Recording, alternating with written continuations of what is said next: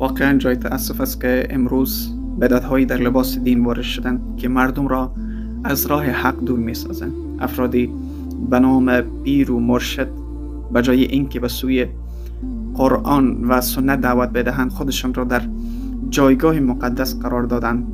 مریدان با پول، نذر و توسل‌های بی‌پایه به آنها متوسل می‌شوند، گویی که نجات فقط از آنهاست، در حالی که پیامبر صلی الله علیه و سلم فرمودند کل بدعت ضلاله و کل ضلاله فی النار.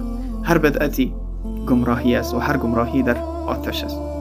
دین مبین اسلام کامل است، هیچ نقصی در آن وجود ندارد. نیازی به پیرپرستی، چرخاندن صندوق، بوسیدن خاک، بوسیدن دست و پای پیران و مرشدان نیست.